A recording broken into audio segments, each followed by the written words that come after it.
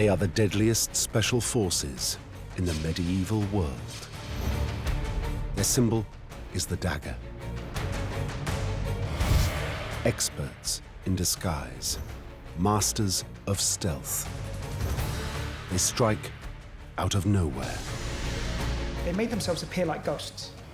They would come in, stab, disappear. Terror is their greatest weapon. It's psychological warfare. It's about the impact that you have. This is the story of how a tiny community takes on the most feared warlords of their day. They were a small, marginalised, persecuted sect. They would become a legend. The first true assassins.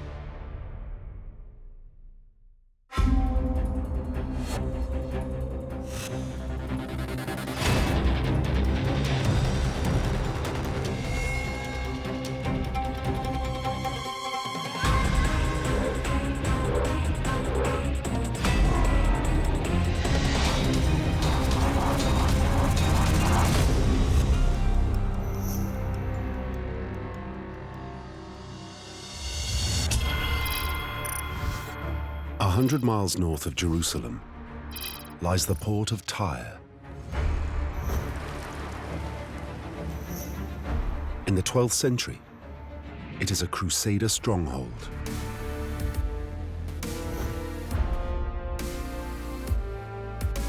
Its ruler, Conrad of Montferrat, is about to become the most powerful man in the Holy Land, the Crusader king.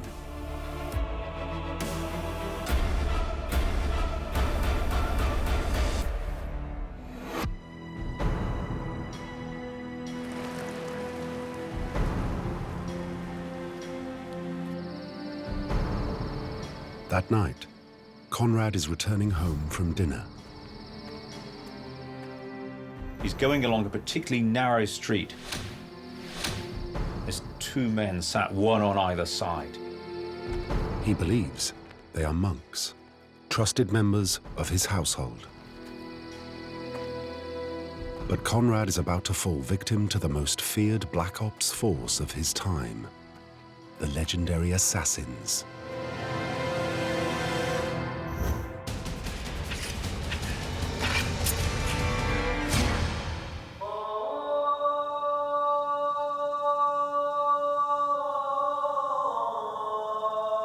The origins of the assassins lie hundreds of miles away from the Holy Land, in 11th century Persia, the country we now know as Iran.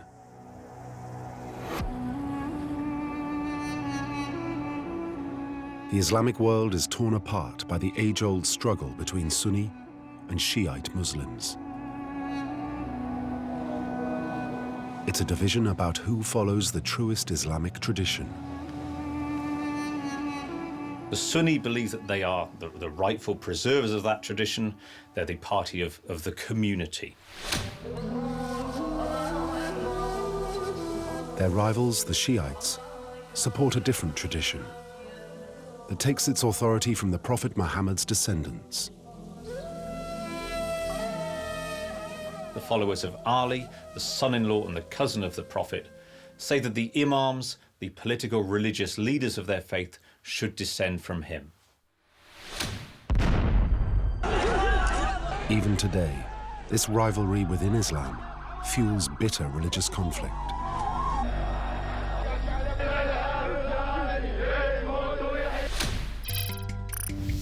In a remote area of northern Persia is the mountain fortress of Alamut.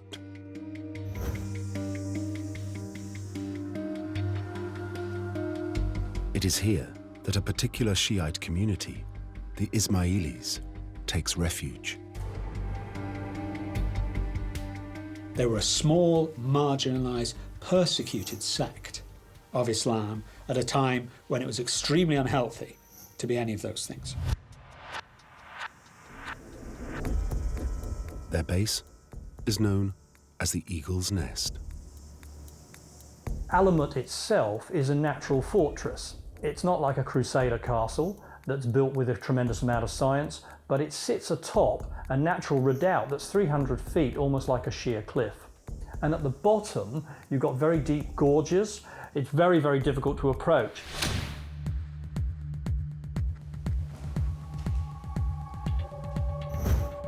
The leader of this small remote community is Hassan-i-Sabah, a charismatic man who demands total devotion from his followers. One wonders if he had a rather magnetic or perhaps hypnotic personality about him as well, to draw these people to him, despite the fact that he's actually asking them to submit to a very, very harsh regime indeed. Hassan's Ismailis are facing overwhelming odds. His Sunni enemies have a vast army of 300,000 men. He will have to wage what we now call asymmetric warfare.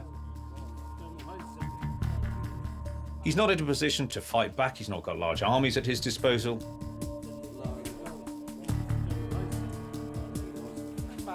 To survive, Hassan has to find something he can do, even with limited manpower.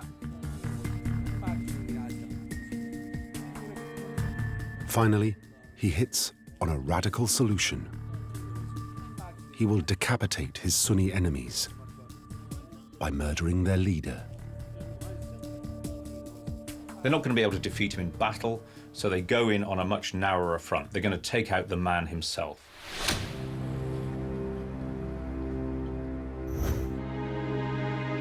At the top of the Persian hierarchy, Nizam al-Mulk is a champion of Sunni orthodoxy.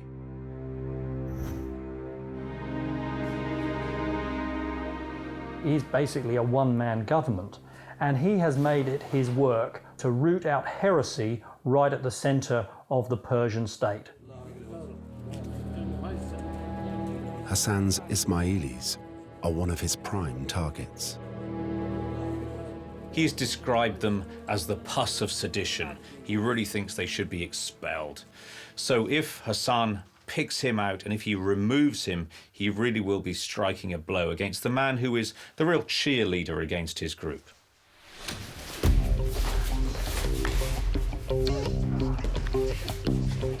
Hassan starts to train an elite squad to carry out the mission. They're chosen from his most devoted followers, the Fida'in.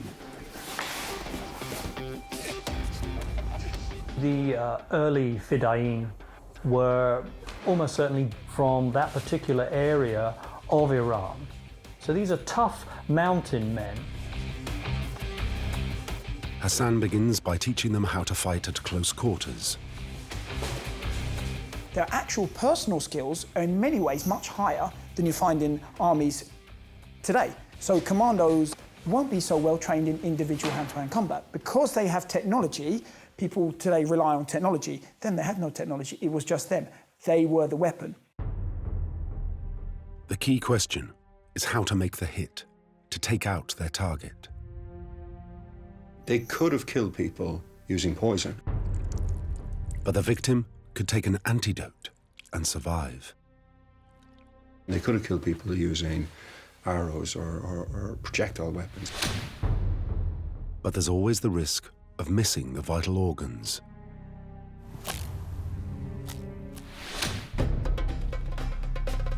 Eventually, the weapon they choose is the dagger. Striking up close, you can make sure of a kill. A dagger gives you a greater chance of actually achieving your aim. But using daggers in combat demands immense skill. Throughout history, there's only 3 different types of weapons available in a dagger. You have a stabbing, you have a slashing, and you have a slashing and stabbing. Now, the first one we have is something like a stiletto. The key point about a stiletto is it's very strong, thin blade for high penetration power. So a stabbing of a stiletto goes straight through, so in and stab through. With the weapon concealed, you walk towards them, pull out, stab, and walk on. The next type is a slashing blade. From here, they would just draw and slash. As you can see, in one motion, it would be very hard to even see that it happened.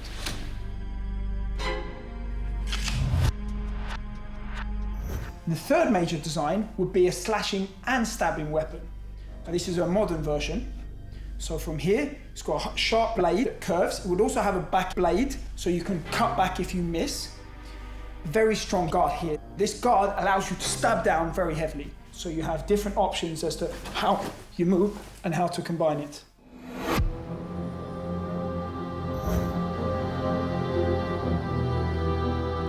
The Ismailis' next step is familiar to today's special forces: to gather local intelligence on their target. It's a big operation. It will require inside knowledge. An Ismaili spy infiltrates the Sunni leader's headquarters, watching Nizam al-Mulk's every move. How does he conduct his life? What's the best opportunity we can get? Where is there a chink in that armour?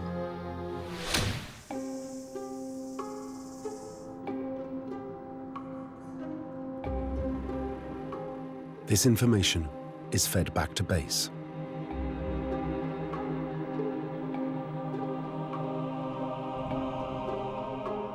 With a detailed profile of his target, Hassan identifies what he thinks is a weakness in al-Mulk's security. That weakness is his religion. This is the only way he's going to actually get that close to him. And he calls on a man to represent a Sufi mystic, a holy man, an ascetic, somebody who normally one would never suspect of misdeed. A Sufi would be seen as a man of peace. Anybody who has an air of holiness about them is almost guaranteed a warm reception from a powerful leader of the secular state, such as Nizam al-Mulk. The opportunity to be blessed by such an individual is not to be missed.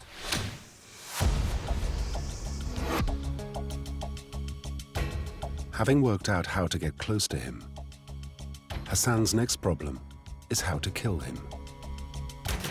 The trick is to use distraction. The person must be distracted by an event, so you trip or you drop something, and this moment you exploit it.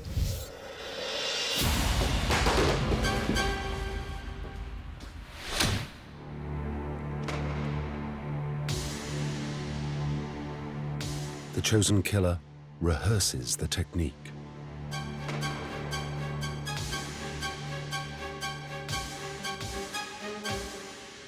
After months of training, he is ready.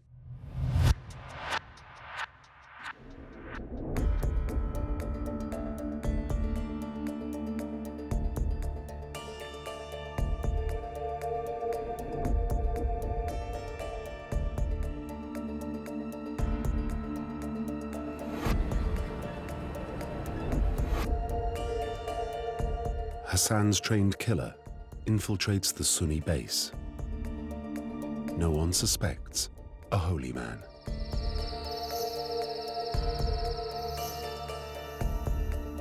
In the quarters of Nizam al-Mulk, there is no sense of any threat. Everything is routine. At this time of the evening, Nizam al-Mulk is probably in high spirits.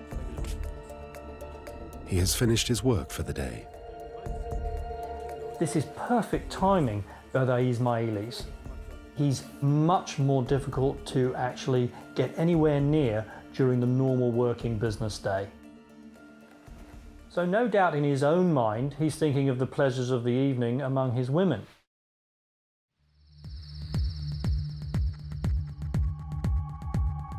In the shadows, the Ismaili killer waits for the moment to strike.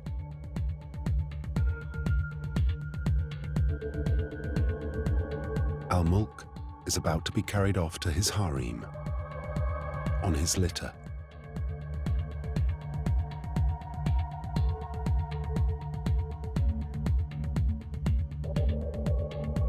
But then he sees the Sufi holy man approaching. He's quite prepared to let this guy in and give him a blessing on his way.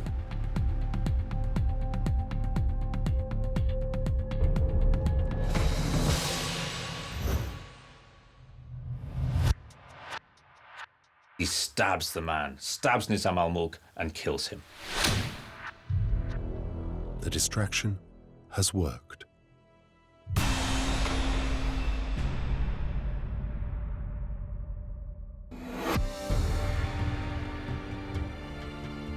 Killing the leader of the Sunnis is a massive triumph for Hassan's Ismailis. He was a great man, no two ways about it. And therefore, to take him down was a real message. If we can get him, we can get anybody. So you take on the Ismailis of Alamut at your peril.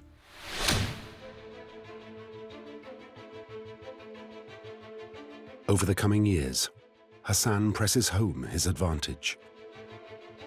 He launches a range of terror attacks, which would be familiar to us today.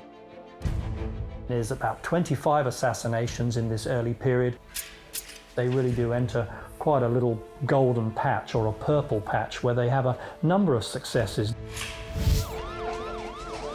They were prepared to do anything to win. The way that the assassins killed was absolutely amazing. They made themselves appear like ghosts. They would come in, stab, disappear. They changed their mode of operating every single time. Only one thing stayed the same, and that was that they killed by a dagger. Their murder of al-Mulk triggers the collapse of his Sunni empire. They've proved that their tiny force can take on a vastly superior enemy and win. They were one of the first groups who used deliberately small groups of highly trained men in asymmetric warfare.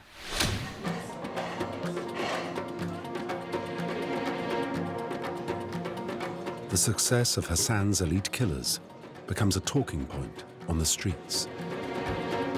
They are celebrated across the Middle East in a popular poem.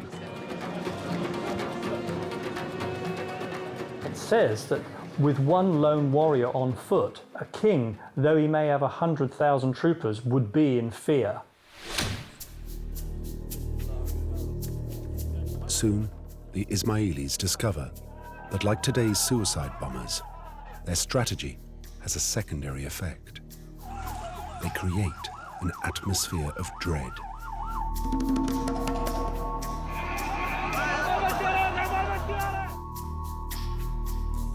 With terrorism, the fundamental thing you have to remember is that it's psychological warfare. It's not really about how many people you kill. It's about the impact that you have. It's all the more fearsome because Hassan's men aren't afraid to die.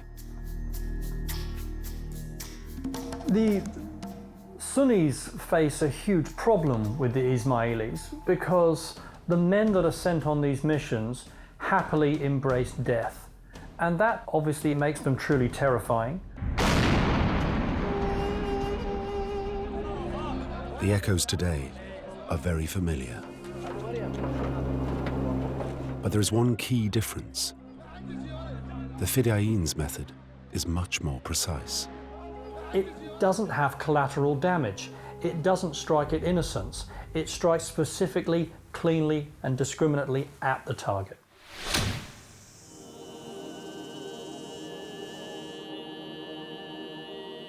The Ismaili strike force is so successful, their Sunni enemies try to discredit them. They spread stories about a secret group of brainwashed killers living up in the mountains.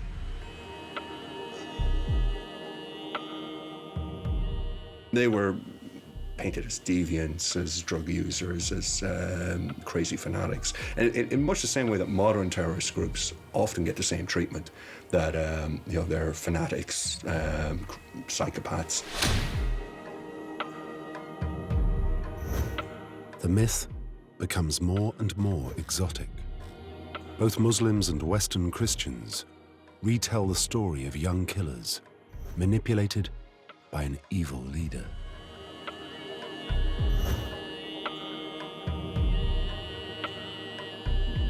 There's talks of potions, promises of pleasure gardens forever.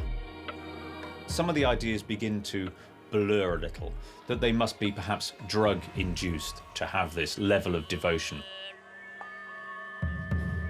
In particular, the Sunnis label them Hashishian, or users of hashish. The name has stuck. This morphed into the word that we use today for a political killer, assassin.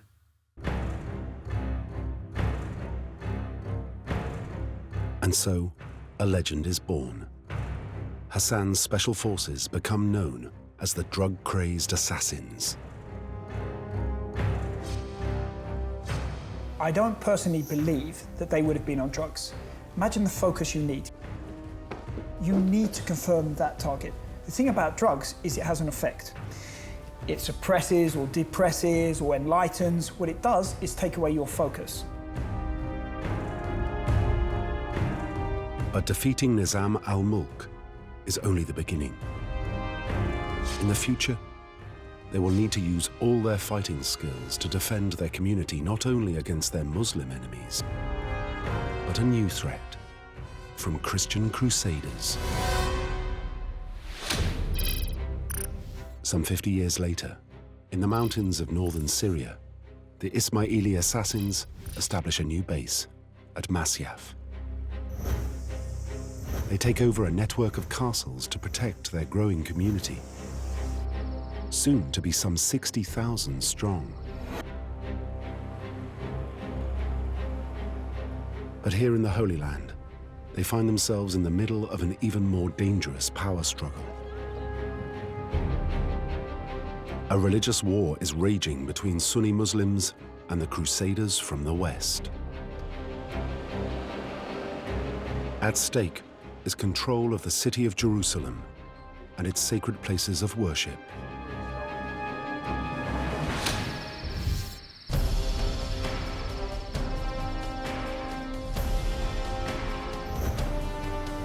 The Grand Master of the assassins in the Holy Land is Rashid al-Din Sinan, a charismatic leader. He's got a personality not dissimilar to that of Hassan is-Sabah, the first great Grand Master. Again, hypnotic, also very engaging, erudite, highly intelligent, very intellectual, but also a paranormal feeling about him. He's supernatural, he's more than this world. There is enormous devotion and obedience to him. If he tells one of his followers to go and take somebody out to kill them, then they will certainly obey his commands.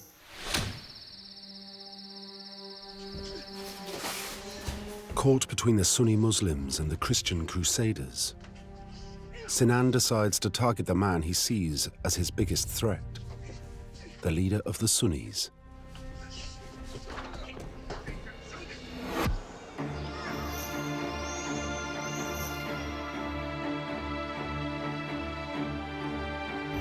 Saladin the Great is the finest warrior of his age. He has won a string of victories against the Crusaders. He wants to draw the Near East together, Egypt, Syria, northern Iraq, under his rule. He is also a fanatical champion of the Sunnis. He is incredibly orthodox as a Sunni. We know that he carried out crucifixions of what are unorthodox or heretical thinkers. Saladin is a deadly menace to the Ismaili assassins. He is now #1 on their hit list.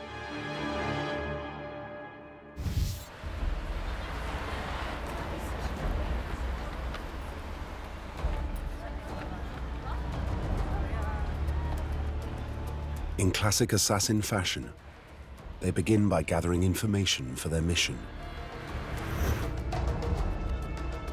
Syria's bustling cities are an ideal source of intelligence. The first thing they would do is to start dispatching missionaries to recruit locals and build up a network, and then this network would bring back information and intelligence on what was happening there. They recruit agents most likely to give them local knowledge. There's a constant flux and mix of merchants, and we know that Ismaili penetration into the merchant class was very strong. So there's a grassroots intelligence available to Sinan. His real skill is that he taps into that so well. We hear stories of him using things like carrier pigeons for communication, but I think what's more important is that in his own mind, he maps out the various pressure points and power plays that are occurring in Syria.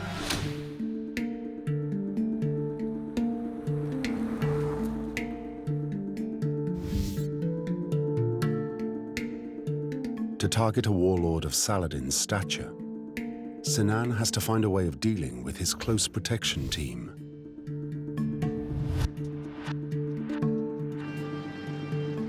These leaders in a very, very hostile and dangerous world will have had the very best bodyguards in the business. The very best bodyguards, because your life depended on selecting the right guys. Sinan's network needs to provide detailed intelligence on Saladin's security. It would be really important to find out how their bodyguards moved, what they did, what they were trained in, how reactive they were. But you would also learn when to exploit the bodyguards, because it's the same for today. No one can be 100% alert all the time. That's where the intelligence network is key. You would find out as much as you can about them. Armed with this information, the assassins can start training. They need to learn how to tackle the bodyguards. They have to know how to use this sword. Why? For a very simple reason. If you want to beat your opponent, it's not just what you do, you need to understand them. If they're going to draw their sword, how do you defeat that? The knife can even be used to take out an armed sentry. So as he goes through his gun, you stop him pulling out, you stab him in.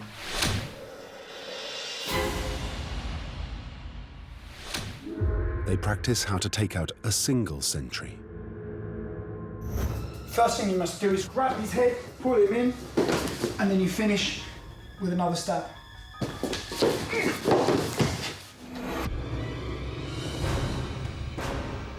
Next, how to tackle two bodyguards. The weapon is hidden, and you walk forward in a calm and composed and respectful manner. Pull out, stabbing 2 shots, and 1 more shot to finish.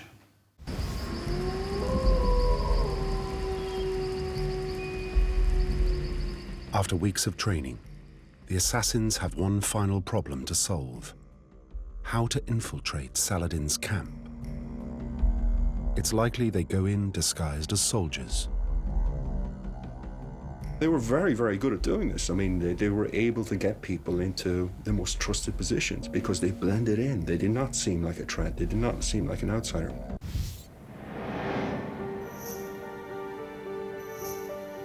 "200 miles north of the assassins' territory, Saladin is on campaign. He has no reason to fear a personal attack. He is relaxing in his tent on the day chosen for the strike. The assassins make their move.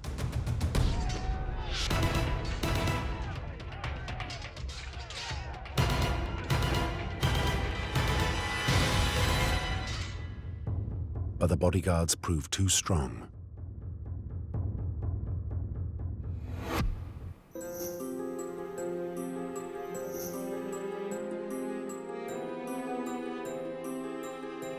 For Sinan, it's a setback, not a complete disaster. He's at least shown his enemy he is coming to get him. It gives him the upper hand in the psychological battle with Saladin. Sign number 1. The great Sunni champion starts wearing body armor 24 hours a day. Saladin knows the assassins never give up.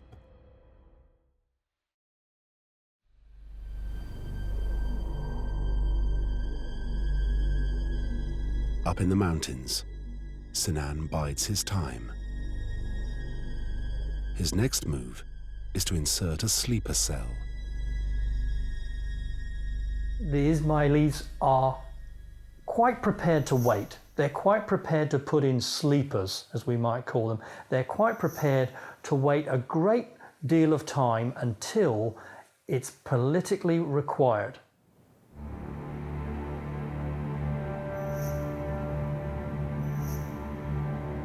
Two years later, Saladin is again on campaign in northern Syria.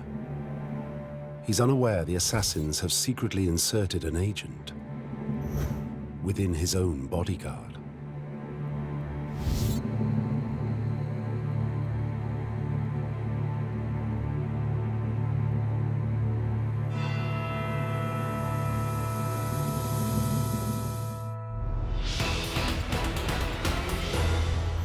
Only Saladin's body armor saves him.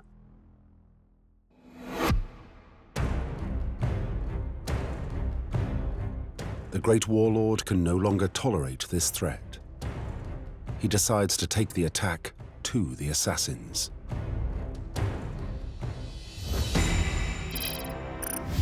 Saladin lays siege to Sinan's castle at Masyaf. He is determined to eradicate the assassins once and for all.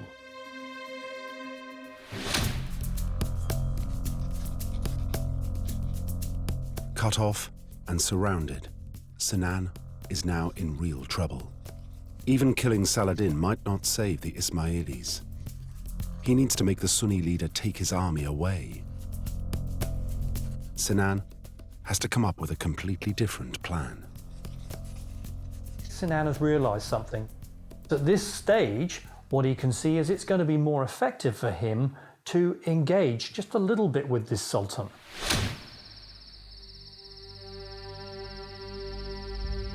Sinan is going to apply psychological pressure. Legend has it that Sinan himself creeps silently into Saladin's camp and leaves him a note with the assassin's calling card, a dagger.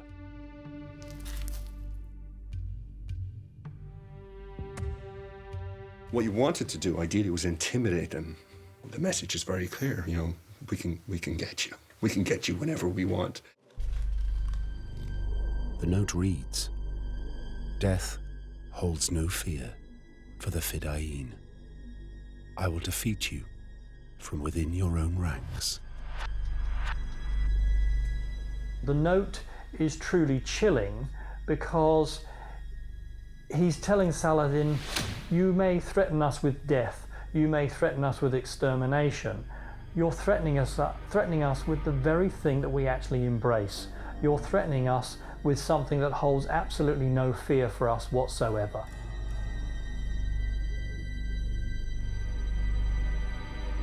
Sinan's scare tactic works. Saladin agrees to open negotiations. Sinan has made a huge psychological dent into Saladin here.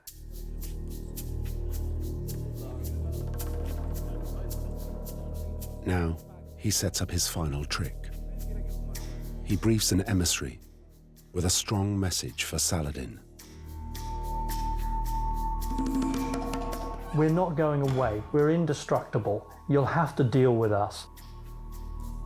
Sinan makes it clear this is a message for Saladin alone. The emissary makes his way to Saladin's camp. He insists that he must speak to the Sultan in private. The negotiator says, this is just for your ears, not for anyone else. And Saladin dispatches everyone else except for his two most trusted bodyguards. The emissary again pushes him and says, no, this is just for you. Why do you allow these two men to stay? Saladin replies, I trust these men as my sons. Whatever you can tell me, you can tell them, they won't leave. The emissary then plays Sinan's trump card. He turns to the bodyguards and he says, if I order you now to strike this man down, will you do it? For Saladin, it's a shattering moment. His most trusted bodyguards are revealed to be assassins. They're sleeper agents who've been implanted in his organization for years. And right now, if ordered, they will kill him. Now, that doesn't happen. The negotiator's just making a point. We can kill you. You trust these people more than anyone else in your whole entourage, and they are actually the assassins. And if these guys can be the assassins, who else might be the assassins?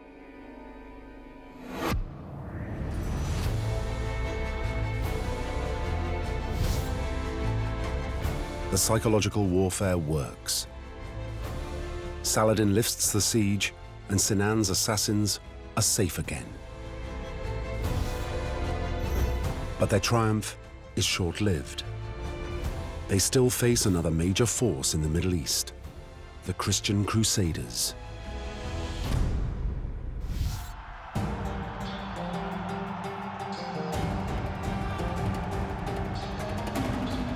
For the next 15 years, the Holy Land is a bloody battleground.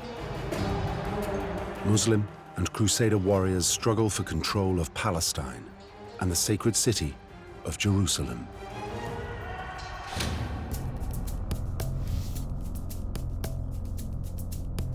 Finally, it falls to Saladin and his Sunni forces. 100 miles to the north, the Crusaders still hold the port of Tyre. It is here that a new threat to the assassins is emerging.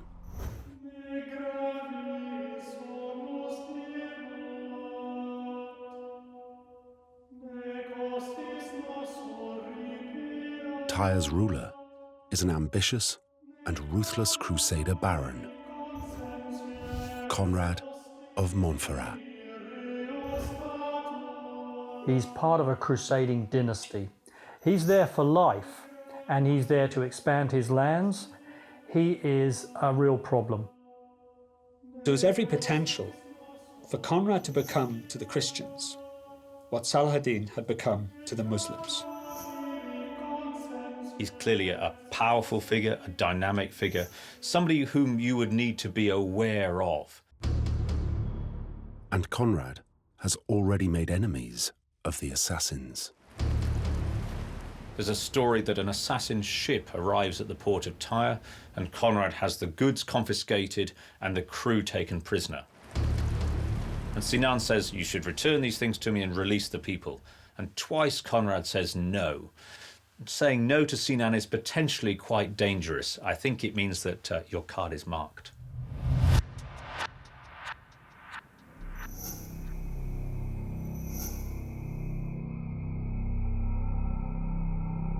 Sinan is so concerned about Conrad's growing strength, he decides to infiltrate his base in Tyre. His plan is to dispatch another sleeper cell. Intelligence agencies today, when they are selecting operators, look for people they call the grey man. Somebody who doesn't stand out from the crowd. If you've got someone who's 2 meters tall and built to match, he stands out, he's going to attract attention. It's highly likely that the people that the Ismailis selected for this kind of mission, they were people you wouldn't look twice at. In fact, it was very important that they were the kind of people you wouldn't look twice at. Sinan transforms his men into people Conrad will trust. They take on the identity of Christian monks, recent converts to the faith. After centuries of persecution, the assassins know how to live under cover in enemy territory, if necessary, even denying their Shi'ite faith according to the principle of taqiyya. Taqiyya allows the follower of the faith to deny their faith in order to guarantee their own survival or to obtain an advantage over the unbeliever.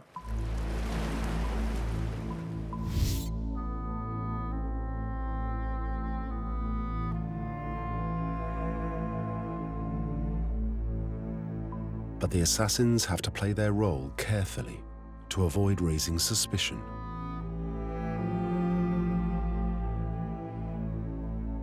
They would need to know the rituals of day-to-day life within that community. They would need seamlessly to fit in to the routines of the day.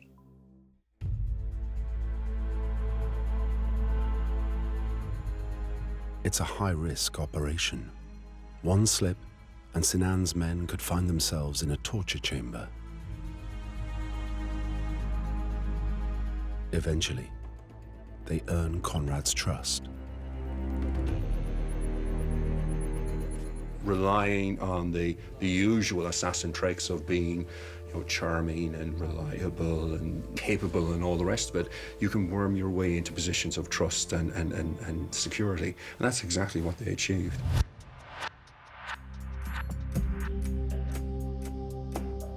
Over the next 6 months, they keep a watchful eye on Conrad. At this stage, their orders are to spy on him, not kill him. But then, their plans change. News reaches Tyre that Conrad has been elected the next Crusader king. It will make him the most powerful Christian leader in the region. It's disastrous news for the assassins. Sinan has to act fast. That week, he sends his own messenger to Tyre. It's time to activate his sleepers. Conrad must die.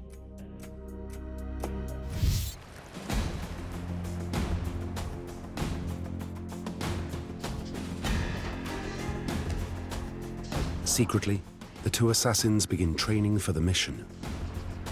Their weapon is the tried and trusted dagger. But they know they only have one chance. If you're going to kill an opponent, you want to make sure he's dead. You need to confirm the kill. So modern day, if you shoot him, you would then shoot him in the head to make sure absolutely he's dead. Well, with the dagger, what they're going to do is they're going to make sure that they target more than one area.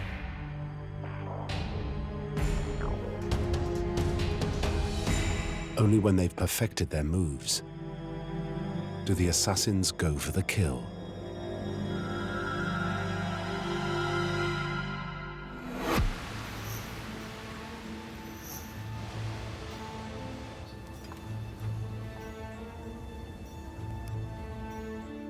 Conrad, the future king of Jerusalem, is waiting to go out to dinner.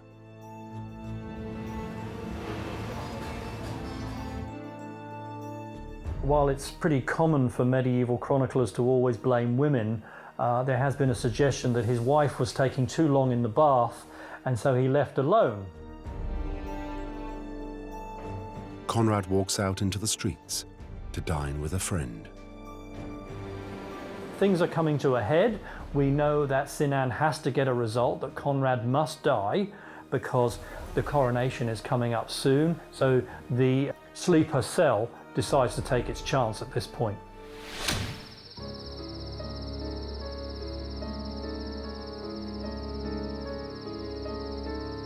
While Conrad's at his friend's house, the assassins take up their positions, ready to catch him on his return. The last moments would be key. You'd be checking to make sure you have absolutely everything and it's working the right way. So for instance, in your robes, you'd be checking you can pull out and cut straight away. They knew just what they were going to do, and that was what their whole life had been geared up to, was that moment.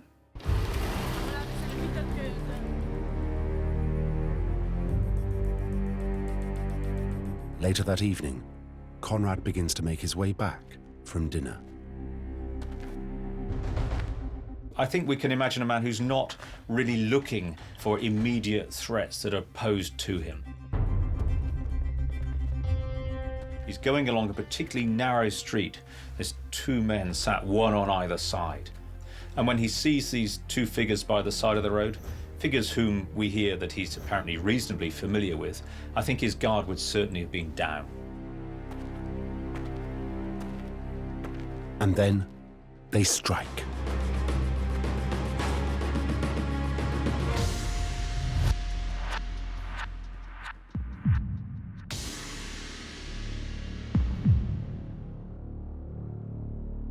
Conrad of Montferrat is dead.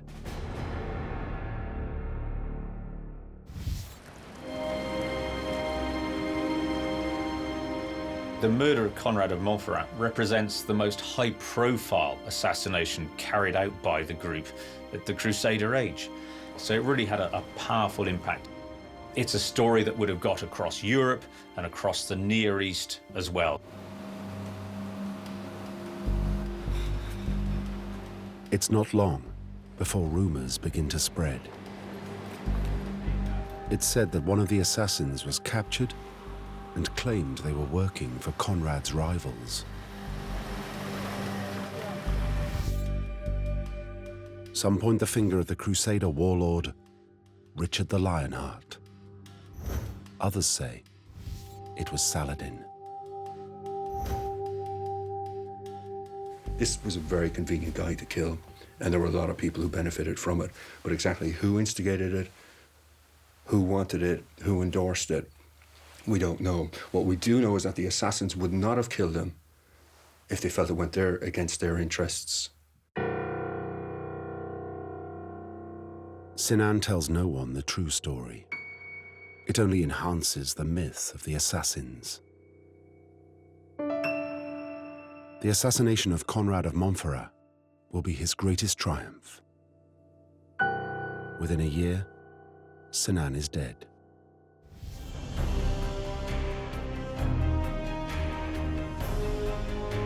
The assassins' exploits in Persia and the Holy Land ensure the survival of the Ismaili faith. This is a community and an idea that survives for nearly 2 centuries against overwhelming odds. After many setbacks, Ismailis continue to thrive around the world. This is the legacy of the assassins, who resisted their most powerful enemies for so long.